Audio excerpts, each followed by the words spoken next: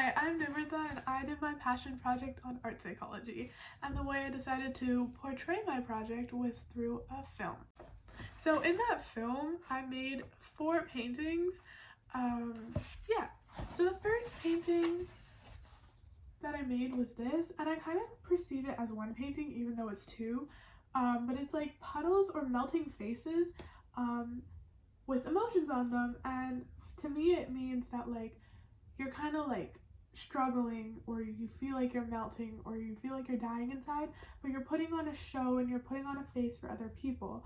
And then the butterflies symbolize change, because as you go along through the paintings, you can see that there's change in the emotions, where this one's more in tune with what it's actually feeling, whereas the pink ones are completely different.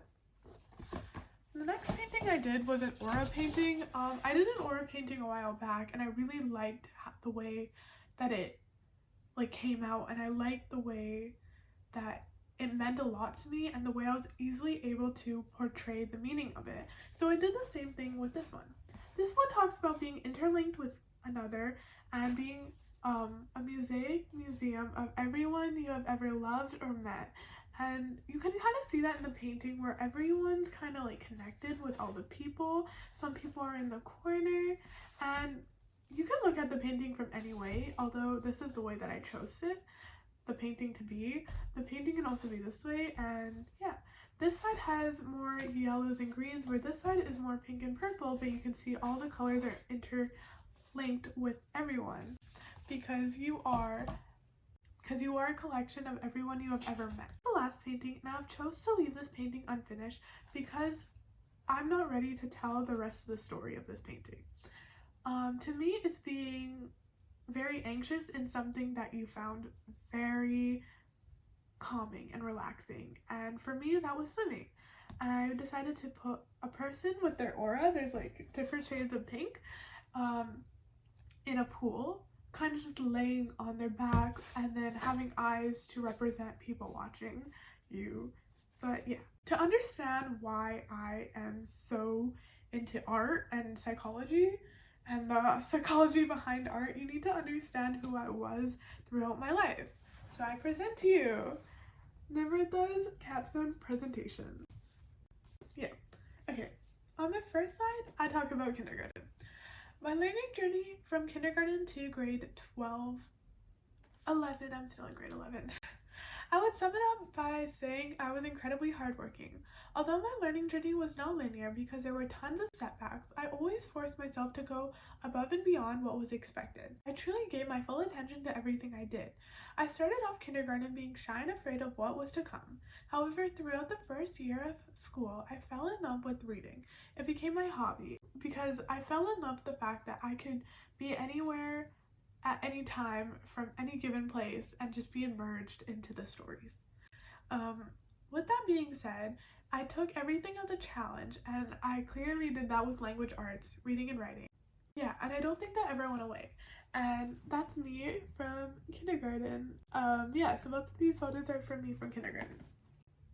The next slide, I talk about grade 6 because I think grade 6 really brought me up to who I am as a person, and then I put photos from grade 7, 8, and 9 in it. So in the 6th grade, I took the opportunity to start late French immersion. This was one of the bigger setbacks I encountered academically. I began to stop challenging myself because I was so exhausted from what the school had put me through. It was my first time I could comprehend hatred for doing nothing.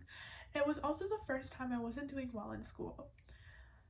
With all that being said, I ended up pushing myself so hard that I ended up achieving the academic validation I was craving the entire year. And throughout the entire year of being dragged down, I was also able to build my confidence not only back up, but even higher up, and that really stuck with me throughout the rest of my life from grade 6 to now, so almost 6 years. So in the next slide, I talk about high school, and all these photos are from grade 9 till 12, 11, yeah.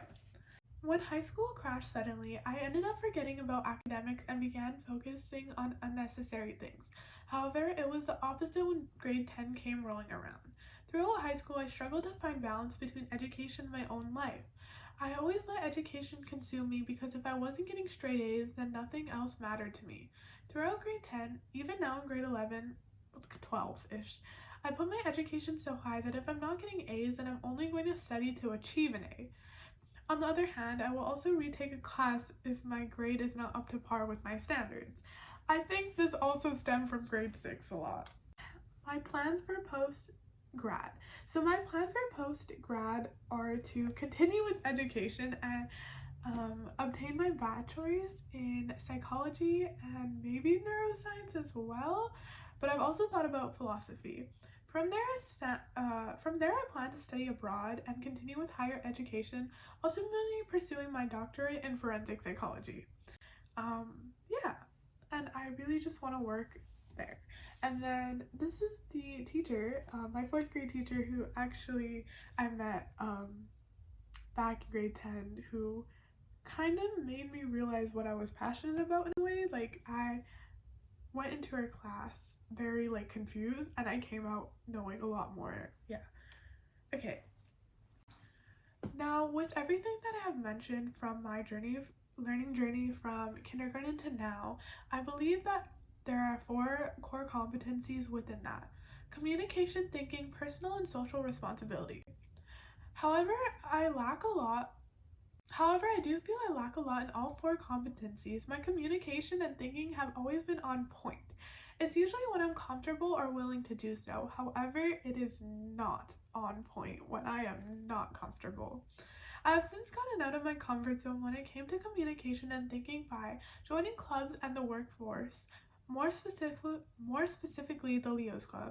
I have now been able to refine those skills, so when I'm stressed or under tons of pressure, I can still think and communicate on point. I find that when I lack communication and thinking, my personal skills disappear. I find that when I lack communication and thinking, my personal and social responsibilities and skills disappear.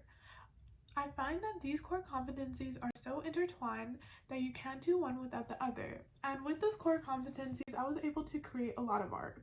When I'm thinking of communication, I think a lot about art and writing. And when I'm also thinking about my personal and social responsibilities, I think about my art because the way that I am is so heavily portrayed into the stories that I put into my art, which is why I decided to do my project on art psychology. Anyways, yeah, so art has been a big part of my life, and these are just some of the few pieces I've made throughout high school. And that was the aura piece I was kind of referencing with my new aura piece. Next slide. Okay, so ways I have demonstrated these skills throughout my capstone project are I had to think a lot about what I wanted to do and how to propose my idea to my teacher, because when I first had my capstone, I was like, oh my god, this is so fun. I'm gonna do a art gallery and kind of just show people my art and kind of show off the meaning, but I realized that was way too difficult with the resources that I had on hand. So I decided to think more creatively with it, and I chose art psychology because last semester I had a project and I chose art psychology for my psychology class, and I thought it was really interesting. Yeah, so when I was thinking about what I had to do, I was very effectively communicating with who I thought were going to be my mentors at the time, but also with the peers around me and teachers, to kind of get a hold of what I wanted to do. I thought deeply about the questions I wanted to ask, and I also thought about my understanding of my own art psychology and art psychology together. For communication, I did a lot of talking while thinking about what my passion project was going to be, but also with my peers, such as interviewing them and also the Google Forms. Yeah. Another thing was selecting the best videos to add. That took a lot of thought, into how I wanted my capstone to be. So then I just put some pictures from my capstone. So this is what I upcycled. These are my journey through my capstone. There's a finished product, the Google Forms, and one of the interviews because I had to do an interview online, which was super cool.